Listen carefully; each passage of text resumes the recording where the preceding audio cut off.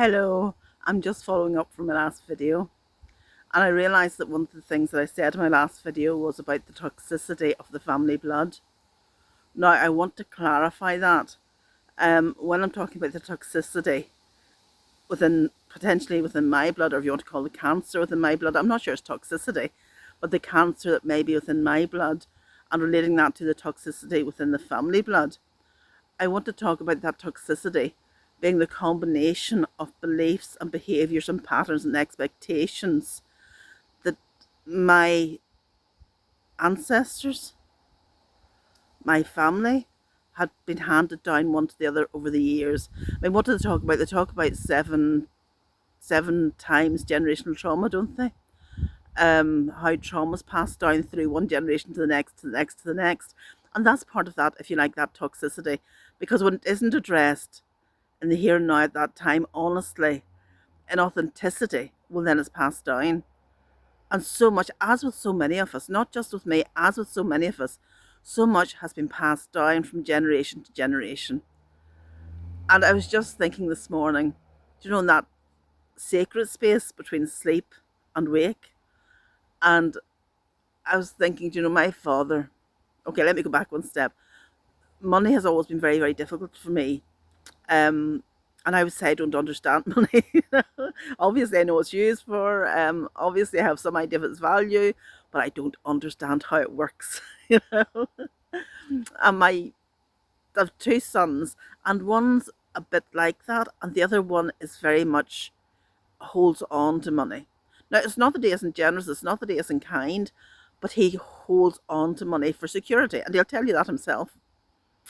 And that's the habit I was thinking that, goes back to my grandfather, possibly to his father, and certainly to my father, his grandfather. And when I was thinking about that this morning, I was thinking about how my grandfather, he had a brother and a sister. So there were three children, if you like, in the family, and he was the eldest. And his father, you're talking about early post-war years, maybe even, well, you're actually probably talking about war years here. Um, so he was 14 when his father died. And I don't know how his father died because I don't know anything about his family. But he was 14 when his father passed. And he was taken out of school, out of education, and sent to work in the shipyard in Belfast. And it became his job at 14 years of age to support his family. And my God, how scary that must have been for him at 14 to go out and to bring, and probably I would imagine an apprenticeship because he became a welder. So I would imagine an apprenticeship or a labourer. But at 14 years of age, to bring in whatever he was earning for his family, and he had to do that or else his family didn't eat. Isn't that dreadful? I mean, that's so hard for a child. So of course with that then, I mean, there must have been terror, there must have been fear, and of course then learning the significance of money and really, treating money in a certain way, considering money in a certain way, realizing the necessity of it and the scarcity of it. So really being indoctrinated into a belief in scarcity. And how else could it be? So anyway, that was his background, and it really gave me an insight today into just how difficult that must have been for him, and then why he carried that forward, and why he would have hoarded money here and there, and not spent generously, provided for the family, yes, but not spent generously for other people in addition to that. And then the other part of that was my mother never got on with my father's family. No idea why. I mean, obviously there's bad blood between them. There's the blood again. There's bad blood between my mother and his mother. But when I thought about that this morning, I thought my father's mother, Catherine, she must have been really put out. Maybe put out's the wrong word.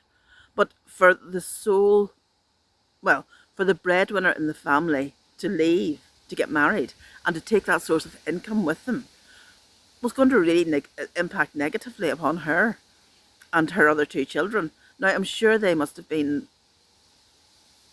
earning or close to earning at that stage, but it still was making a significant dent in that family's income. So that must have been scary for her too. So no wonder I have a fear around money. I mean, all this background around, which has been around fear, associated with money. So no wonder I have that, and no wonder my father behaved the way he did, and no wonder that's been passed down through the generations. And with that awareness, at least now I can start to shift something that I couldn't have shifted before. So I'm very, very grateful for that. And I'm very, very grateful for the insight that this experience overall is giving me. Every morning, every day I'm waking up and there's something new. And it's just amazing. It's absolutely amazing. So listen, I'm going to leave it at that. And I'm not saying my experience is any different from anyone else's. I don't believe it is. I think this is a shared experience. I think so many of us share this experience, and I hope it resonates with a lot of you and maybe starts to shift something in you. Because very often we take stories at face value. And for all these years, really, I've taken the story that, we don't get on with my father's family. We didn't get on with my father's mother. Um, and there's bad blood with my mother and her. And, my father, my paternal grandmother, behaved very badly towards my mother. And I just accepted that without feeling into it, without trying to get a deeper understanding of it. So I'm really grateful for that deeper understanding that's coming to me now. Um, and yeah, pleased to be able to share it with you. Okay, listen, talk soon. I love you loads, and thank you so much for being there to listen to me. Thank you. Bye.